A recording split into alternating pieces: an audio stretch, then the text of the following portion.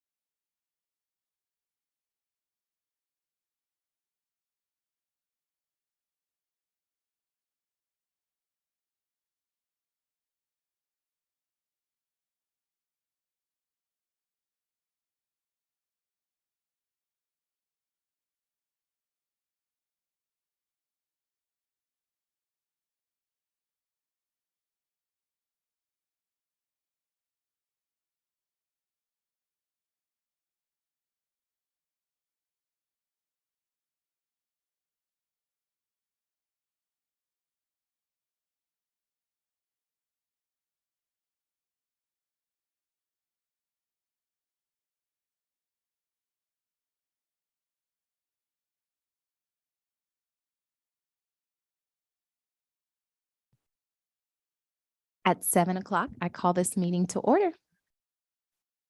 Thank you and welcome. For the audience here tonight, the City of Glendora utilizes a hybrid meeting format to allow for participation both in person and virtually. In consideration of others and business conducted tonight, please silence your phones and any electronic devices and refrain from speaking unless recognized. Again, this is a public meeting for the community of Glendora. We appreciate and respect your participation here this evening. Madam Clerk, can you please conduct the roll call?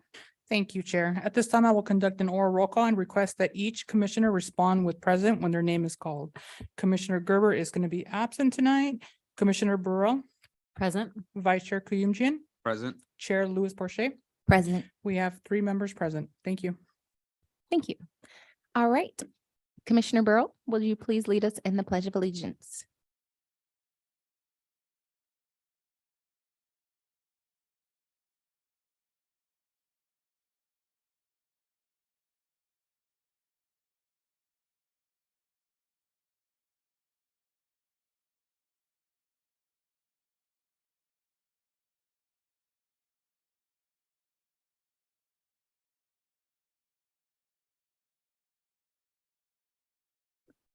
All right, thank you.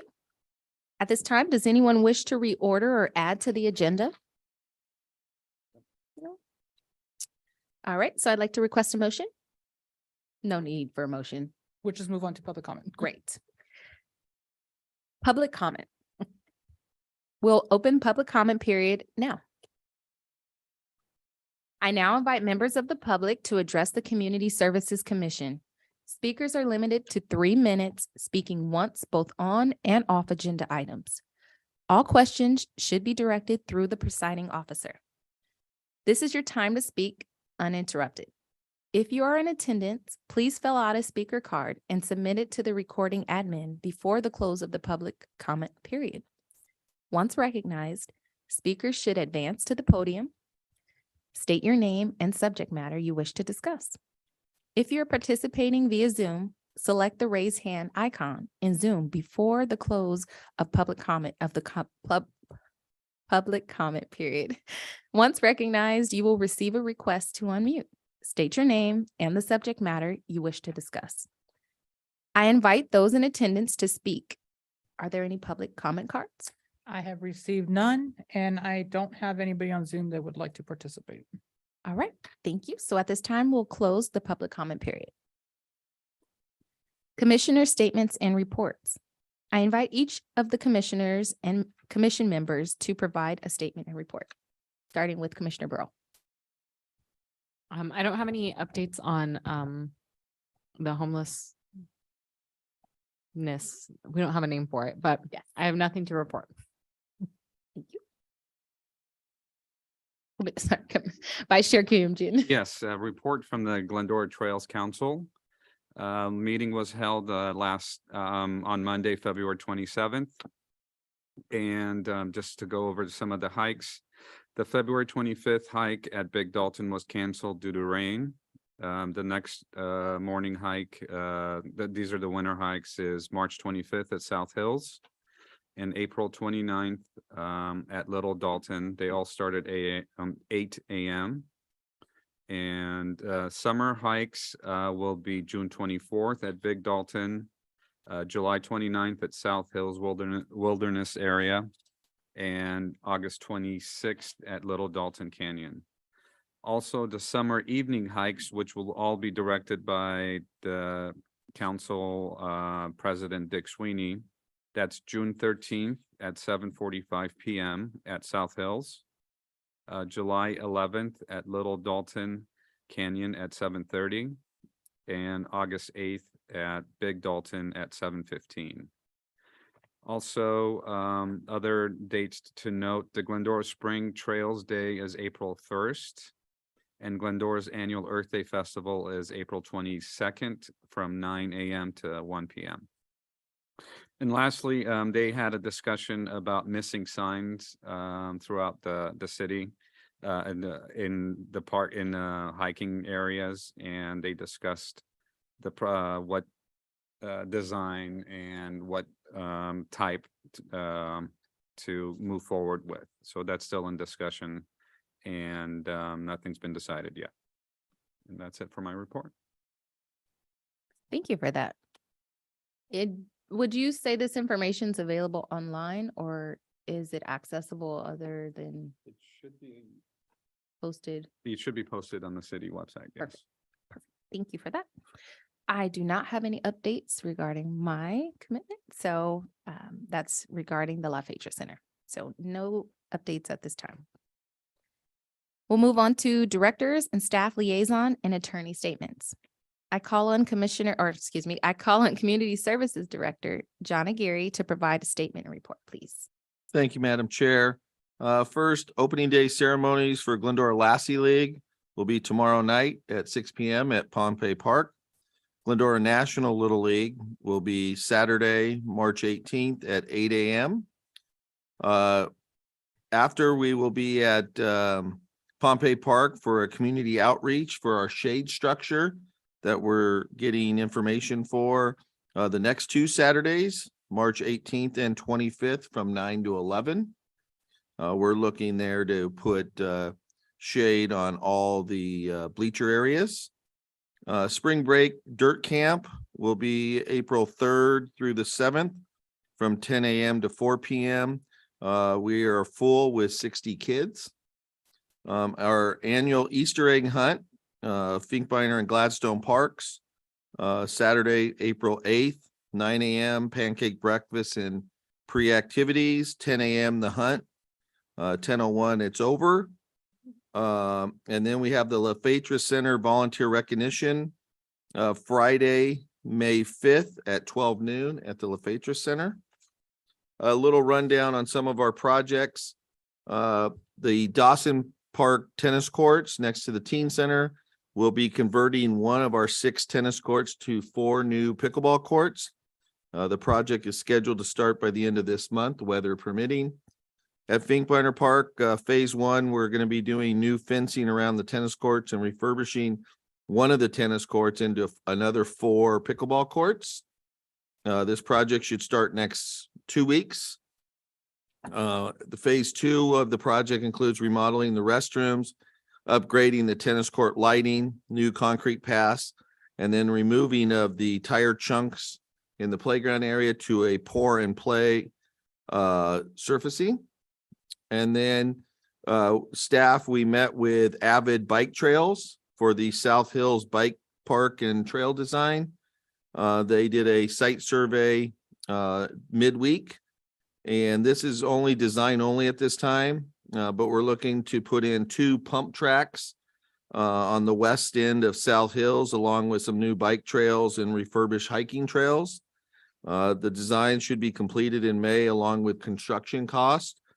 And the Avid Trails will be at Earth Day, gathering information for this project. And then staff is working on grant funding to pay for that. And that concludes all my reports. Thank you for that. I call on the city clerk and the community or communications director, Kathleen Sussman, to report, please. Special items. And this is an update on conferencing regulations and appointed officials' participation in public meetings.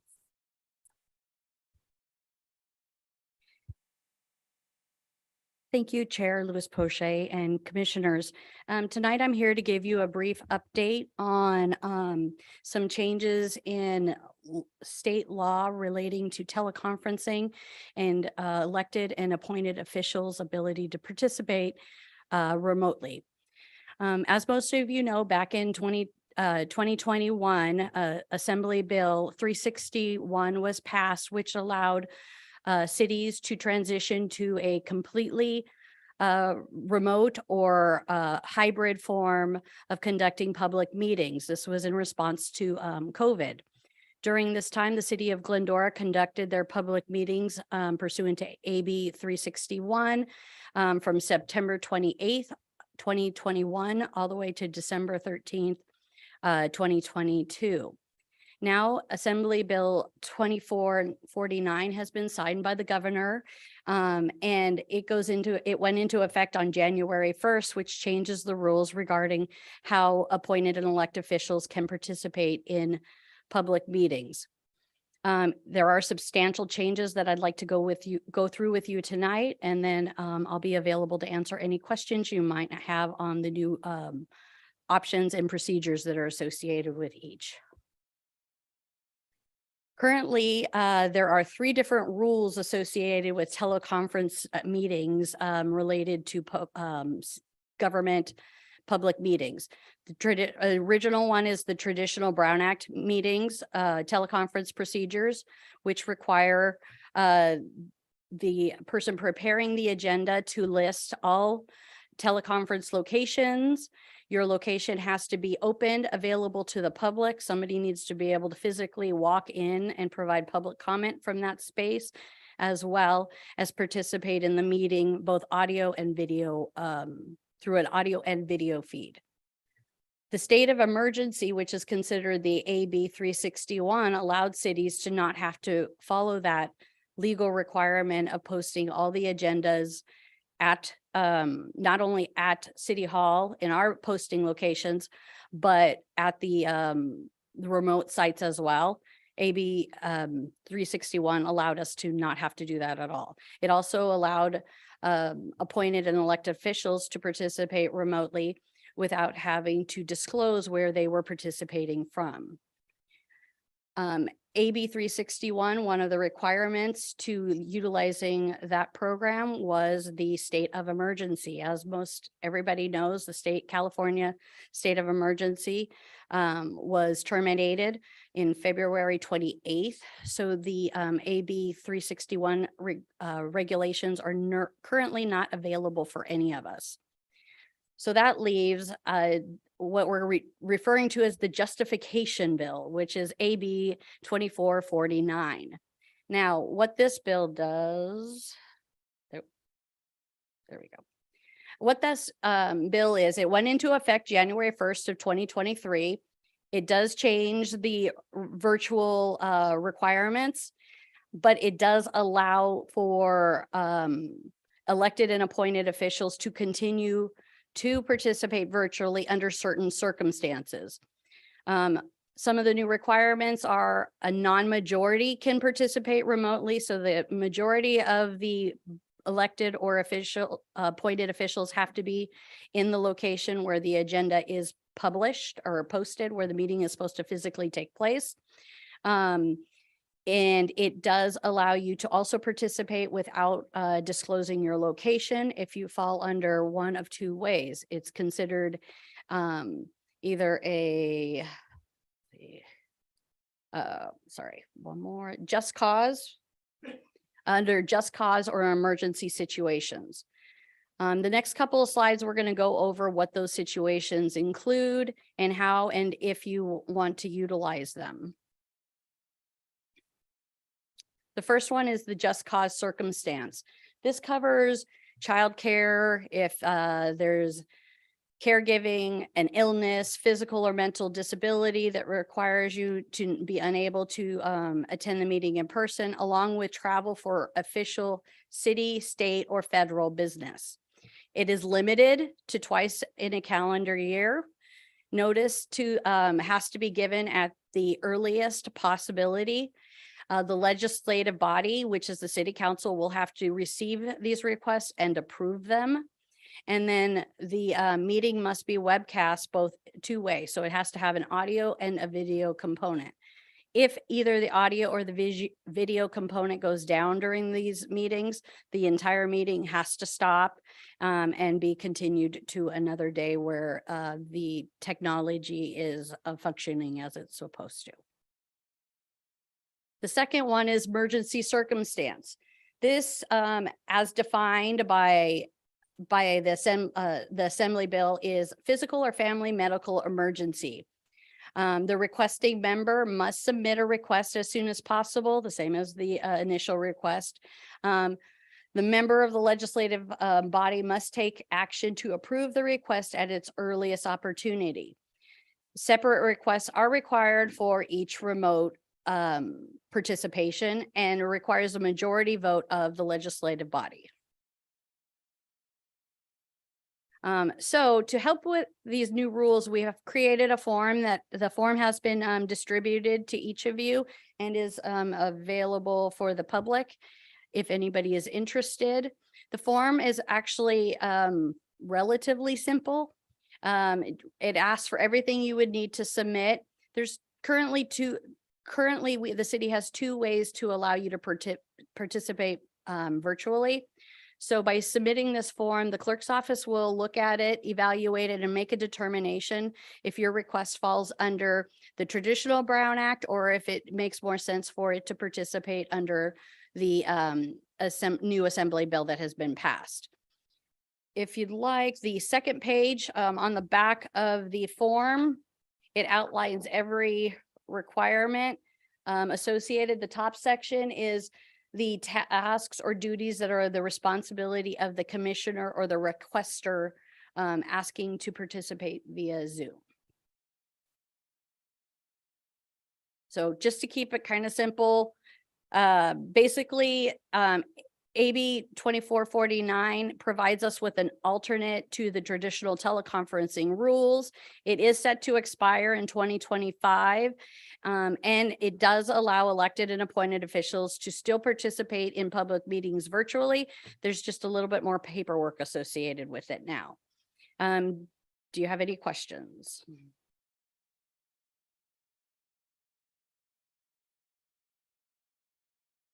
And No. if- No.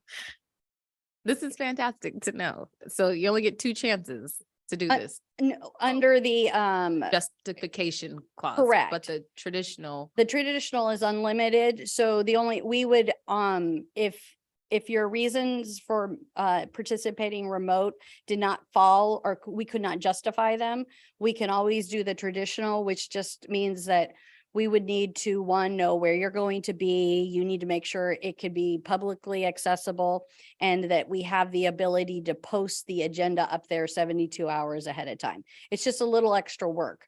So I guess good rule of thumb is if you want to participate virtually, call the city clerk's office and we'll help you go through the process. love it.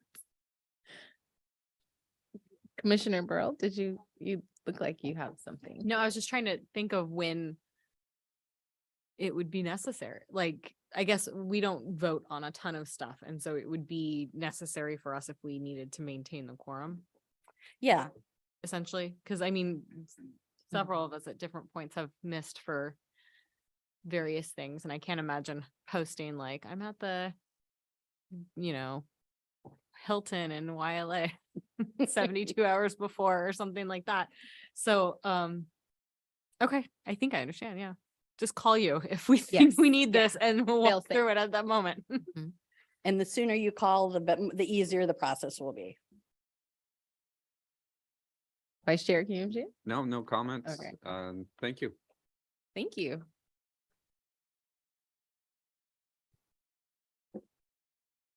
All right, so the consent calendar. Items on the consent calendar will be enacted by one motion without individual discussion unless the commissioner has requested it be removed for separate discussion. Does anyone wish to comment on item number 3? All right, so I'd like to request a motion. Now,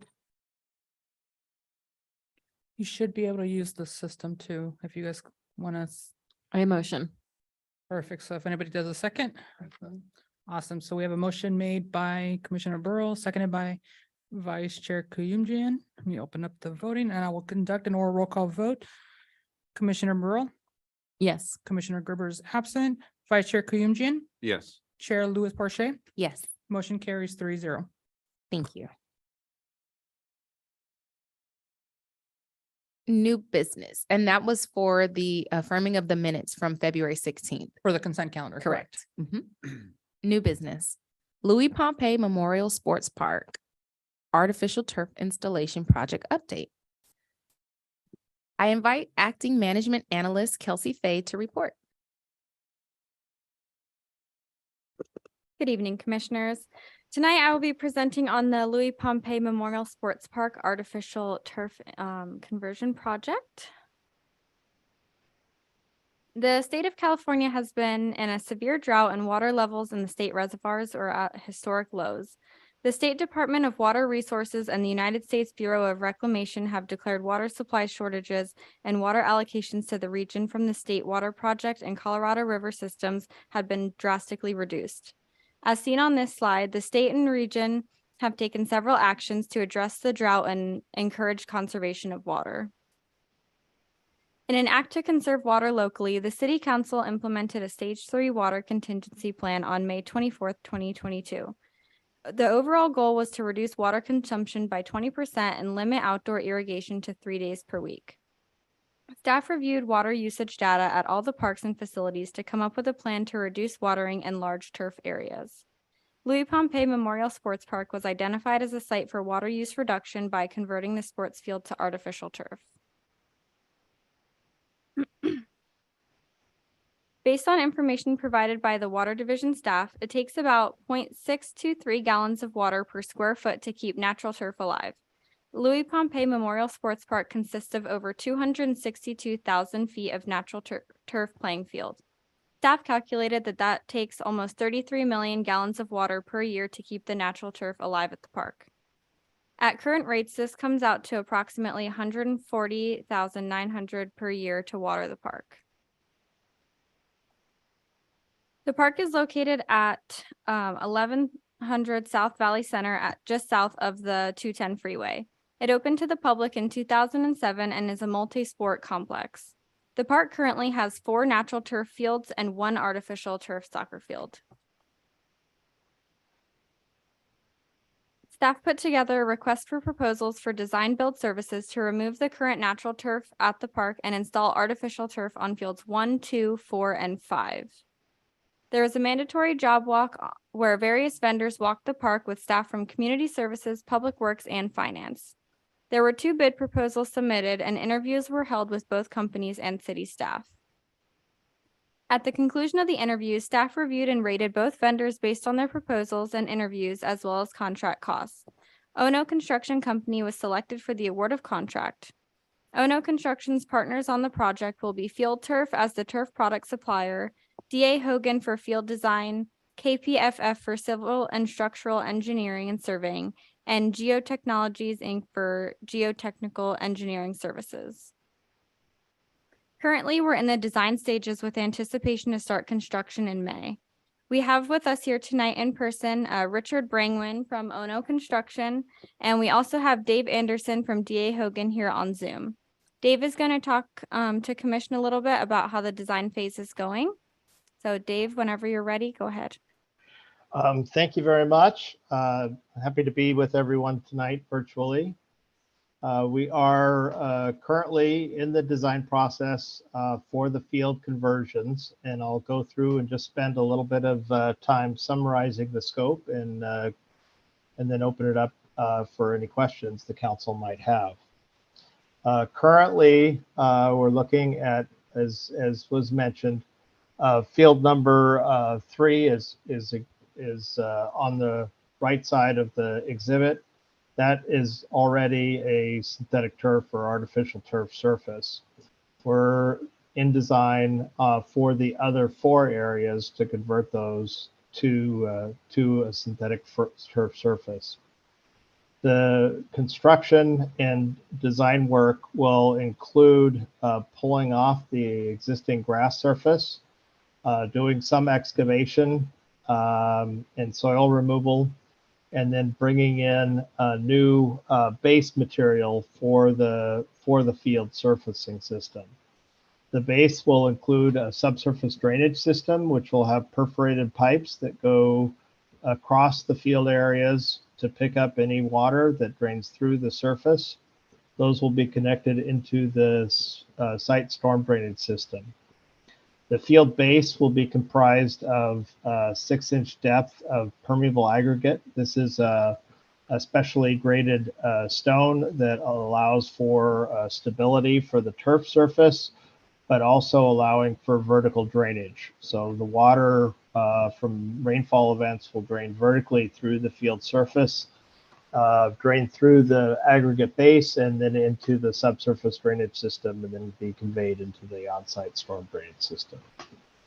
The fields themselves will match into the existing grades around the perimeters.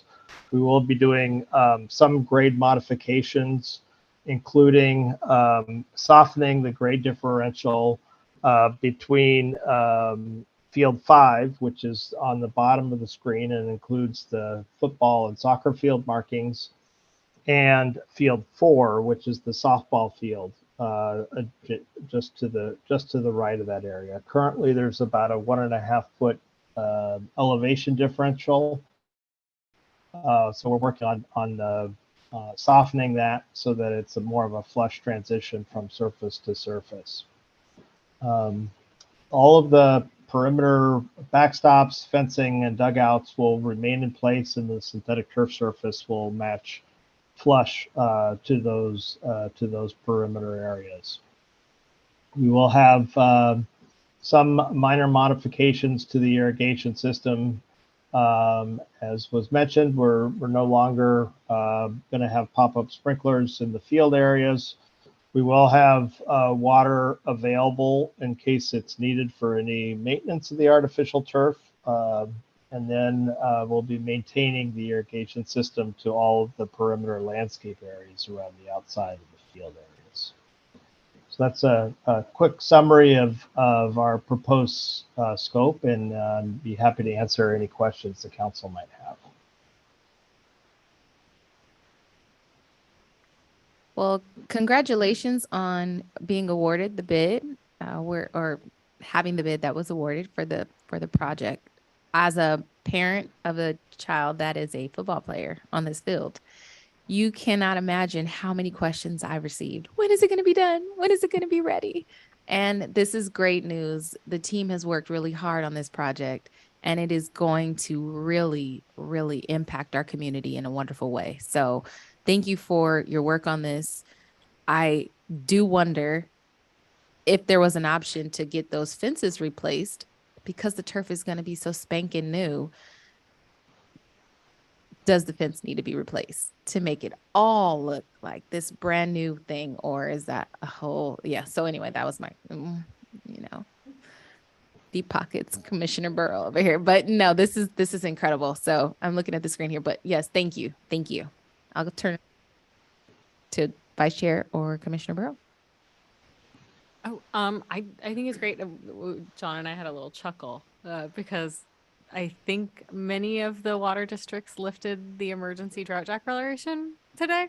But that being said, like one year of a lot of rain doesn't mean that we are going to have rain, in the next 5 years. And so, seeing how much money we use to water something that 90% of the time is kind of a torn up mess because kids are constantly playing on it. It's gonna not only just look nicer, it's gonna be more functional. Dave, you did mention about needing water for maintenance, and I don't know much about artificial turf, but so I was just wondering, like, what is the general maintenance for these kinds of fields with the heavy use they're gonna get? Typically, the maintenance is going to be twofold. One will be there is an infill material that's between the fibers that you would have seen, for example, on field number 3. That periodically needs to get evened out or brushed. So you'll use a drag brush, a toe behind drag brush, to level the infill to fill any highs and lows. And then typically a sweeping activity just to pick up any debris from the field surface. Oh. The water is there if you ever did want to, let's say it's the heat of the summer and you had young kids going out to a certain area and the temperature was a little warm. You can have the option to put some water down on the field to cool the surface if that's desired. So we want to make sure that the connections are there if it's ever needed in the future. And the maintenance is something that our staff will have to periodically do, I guess. Yes, we already do it on field 3, so they have some experience. And then we hope to do a maintenance program with field turf, which they would do it every 6 months or every year, where they do their maintenance. Thank you. Great. Congratulations on winning the bid. We look forward to seeing the finished product. Just a quick couple questions. Will the irrigation infrastructure still be in place? So let's say years down the line, you may need it to go back to it. Well, Yeah, all of the mainline, not to get into too much details, but Right. all of the mainline piping that goes around the perimeter of the field is going to remain in place. So all of that infrastructure will remain. There are valves and sprinkler heads that are really not compatible with the synthetic turf surface. Right. Those would be going away, but the basic infrastructure for the irrigation supply lines is all going to remain in place. And the infield will be dirt, correct? It'll be the same? The infields are going to be synthetic turf. We're Oh, they are. proposing a brown synthetic turf. That's why you Alright. see a different color there. But that Okay. it makes it look like an infield, but it provides a very good playable surface that doesn't require grading of any of the infield clay or maintenance of the infield clay. Yeah. All right. Well, great. Thank you so much. Thank And you. All of the baseball parents are going to appreciate the fact they don't have to rake that part because we did have to take turns. So that's awesome and incredible. I would imagine the sand would blow onto the turf. So Right. that's another reason we That- would want that. Right. Right. That does present if it's infield clay next to synthetic turf, that does present a lot of maintenance challenges. Wow. Well, wonderful. And thank you for that explanation and inviting us into those details. Madam Chair, I have one. Dave, how much rain can it take before it becomes unplayable usually on a artificial turf field? So there's two parts to that question. The surface itself and the permeable aggregate will be able to drain in excess of 20 inches per hour. Obviously, if we get 20 inches of rain, we're not out there playing, and we have bigger issues. And that's more than what the stormwater infrastructure. So the field should be able to accommodate everything that the downstream stormwater infrastructure can handle. Okay, Madam Chair, I do have some samples of the turf. And then one of the things, Dave, can you talk about the infield and the coal play? Yes. Field turf? So as a part of the temperature moderation is going to be coated infill material that will be provided on the surface, and that provides less heat retention in the playing field surface. So it should reduce the temperatures. So a good comparison would be what you have on field 3 is a black infill material that does get warmer. The cool play infill will help reduce the temperatures on these new fields. And the different heights of the turf from the 2-inch to the 2.5-inch for Yep. football. So thanks, John. The turf pile height for football is going to be 2.5 inches. So that means that the fibers themselves extend 2.5 inches vertically above the backing, and that provides about 1.75 inches of infill, and that infill is what's providing the resiliency. So for football activities where you're getting tackled, it's preferred to have more resiliency with the surface, whereas for the softball activities and Little League, it's more about the ball bounce. So on those areas, we'll have a shorter pile height that's 2 inches, and that'll have less infill in them. And one last question, how are we doing on our timeline? We are we have the fields, as you can see, all of the layout work is done. We have the drainage plan for the fields done, and that's off to the civil engineer currently for their hydrology report, as well as for their surface water reports. And then we have the grading plan done for all of the field areas, and we're just working now on the design of all of the edges and the edge transitions and the irrigation system. So I think we're still tracking on schedule from a design standpoint. And what's the end date? We're looking at late October. Okay.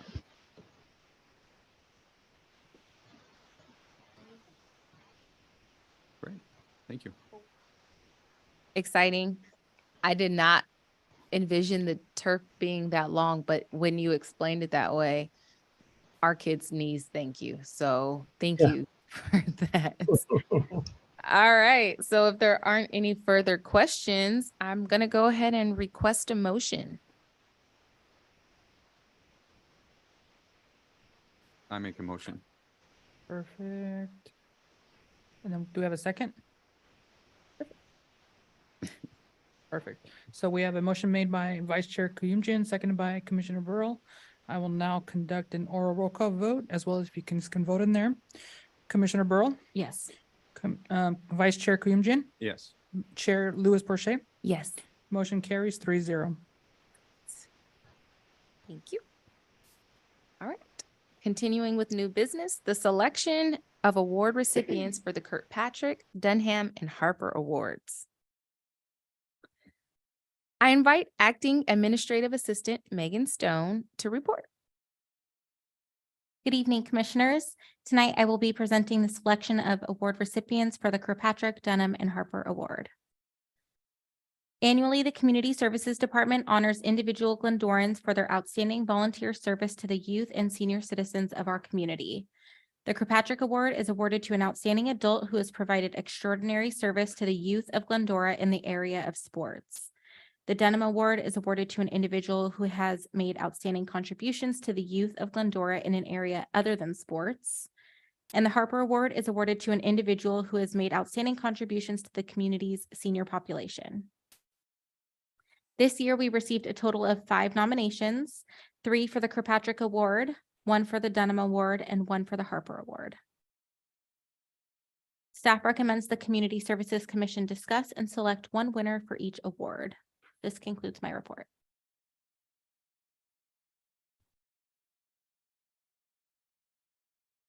Thank you.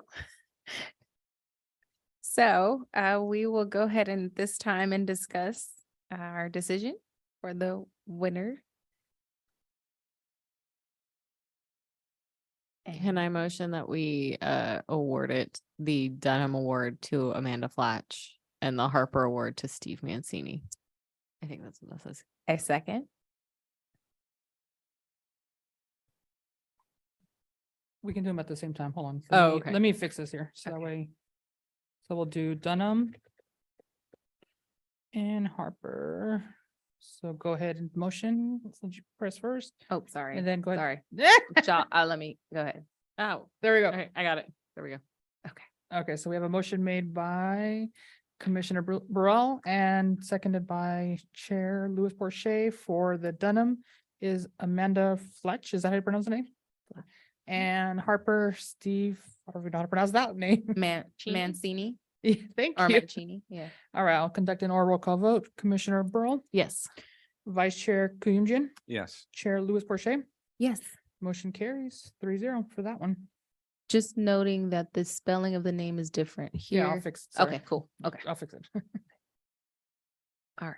So now we're looking at For the treasurer. Stone, Cheshire and Sally. Hmm. So let's see. Mhm. Did, Okay, I so found Stone. Rick Stone, if I may Wait, I read keep- it, would you like me to, or should I not? The award. I, commentary? okay, I found Stone. You want to read that one, or are you just reading it Well, privately? Just read it privately. Do you want us to read it? I mean, do you want me to read it to you? Like when you read it, you know how it is. I'm a professional reader. I know. Go for it. Do you want me to read it out loud? Yeah. All right. Rick Stone has been a coach and board member at Glendora Lassie League since before I started in 2017. I'm guessing since 2015. He was a league president in 2018 to 19. And when COVID hit and the administration resigned in 2020, he gathered a small team to form a new administration and become emergency president once again. He was instrumental in implanting safety protocols and compliance with county regulations that allowed us to reopen without any violations. He was able to convince our Lassie League constituency and players to abide by mask mandates without any major issues. Besides that, with a skeleton board, he spent countless hours not only running the league business through his board, but spent many extra hours preparing fields when no one else was available to do so. As a fireman captain and EMT, he's always exhibited really good judgment and policies related to keeping our league safe. He has also been a softball manager every year that he's been in the league. I've been in his teams and have liked his positive message that emphasizes hard work and sportsmanship over winning. This year, he has offered to train all 30 of our league managers plus board members in CPR geared towards youth. Oh, he's also handy and helps maintain league equipment and tractors and teaches field maintenance as well. His daughter is a Girl Scout. His oldest is a 2-sport athlete at GHS, and his youngest is close to aging out at Lassie. So this could be his final year coaching with our league. I am the current Lassie League president and have learned a lot from him. Thanks, Henry Ojeda. Good job. Sweet. All right, great.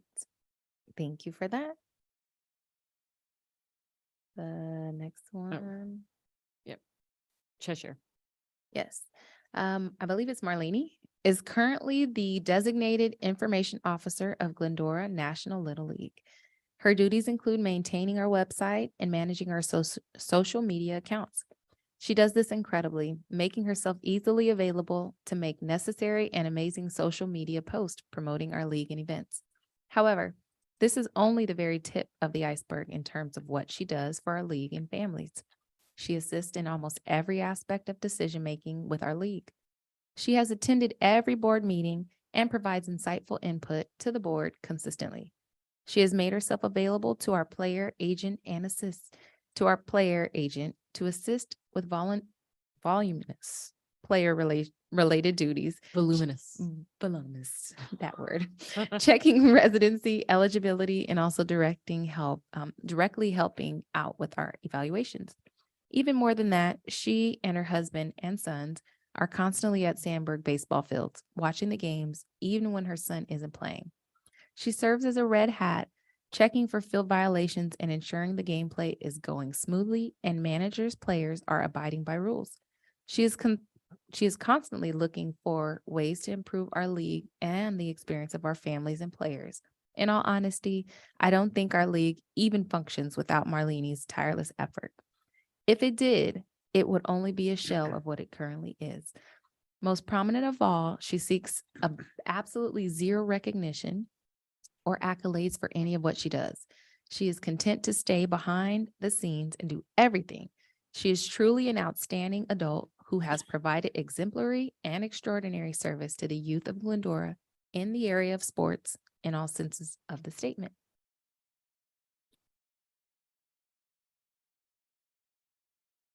Can't find the next one. Yeah, just press the arrow to the right. I know, it goes straight to Ruth Harper then. I see it.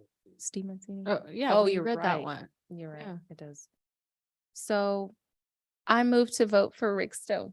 Do we not have? Oh, no, we. Oh, I can't found see. Steve's. I Okay. found it. They're just out of order. He's page 9. Okay. Oh, okay. Steve Sal has volunteered for Glendora Youth Soccer for over 18 years as a coach, board member, and scheduler for the league. When the league has been short coaches, he has stepped in to coach teams that don't include his children. He's been a vital member to Glendora Youth Soccer well beyond the time his kids have aged out of our program. He's an important part of our success in serving the community of Glendora with close to 1,300 kids participating per season. Yeah, that's that. So sweet. It is. So at this time, we'll go and decide, but my vote is for Rick Stone. Do we have a second? I'm between Rick and Marlene. Yeah. Do you have an opinion, Eddie? I don't.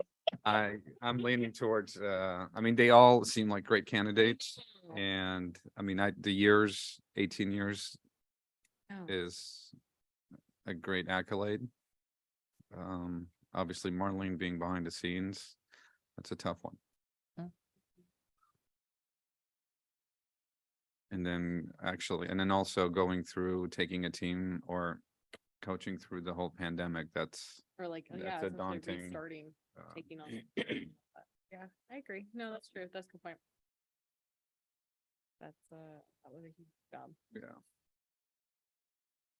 All right, I second Rick. So let me get this Glad you prepared see it my then. way. Happened at Christmas light time when we didn't. Oh. Darn it.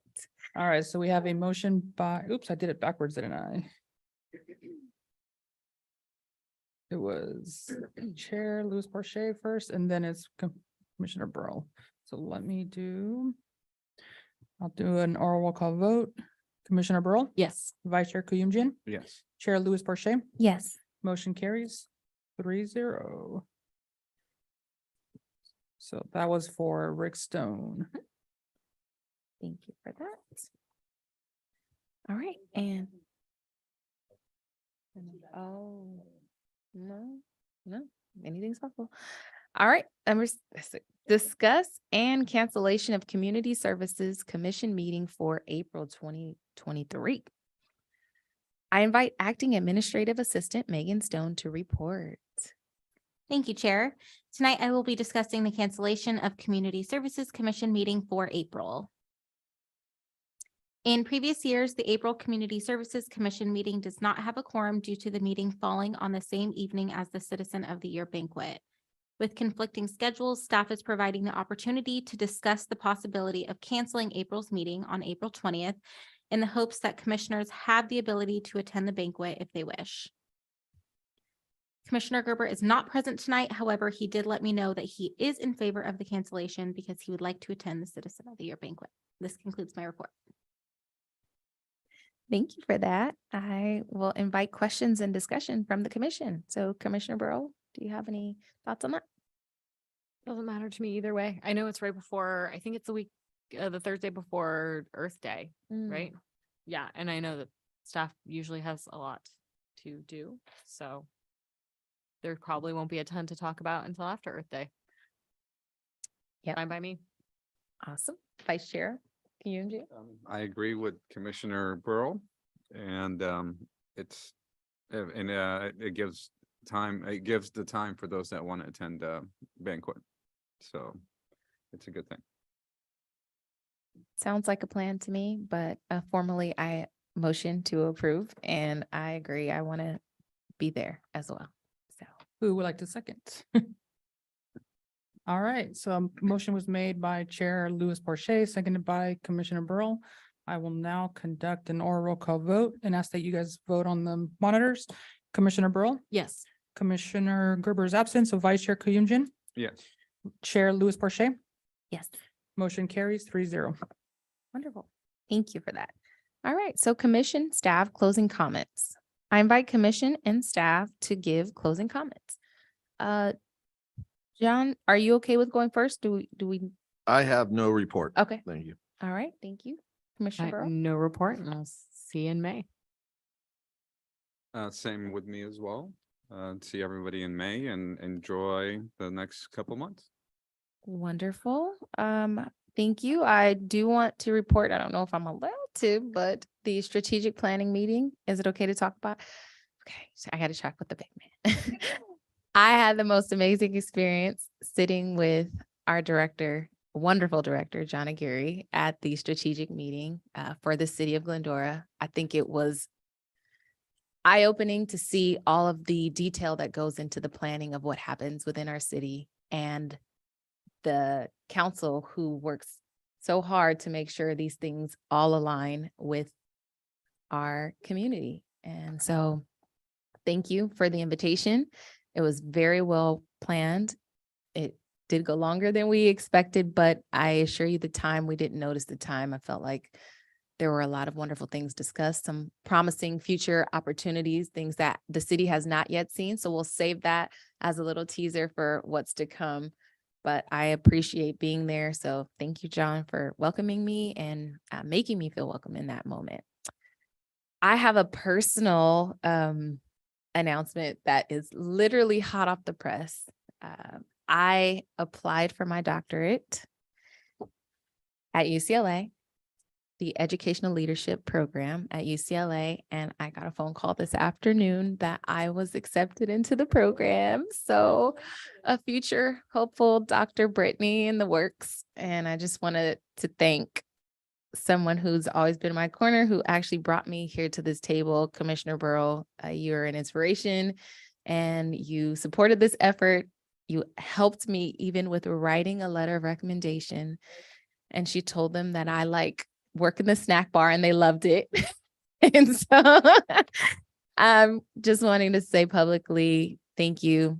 And I'm excited to continue to support the commission. So thank you. Thank you. Thank you. And at that, I don't have anything else to add, but we will go ahead and close and adjourn the meeting at 7:51.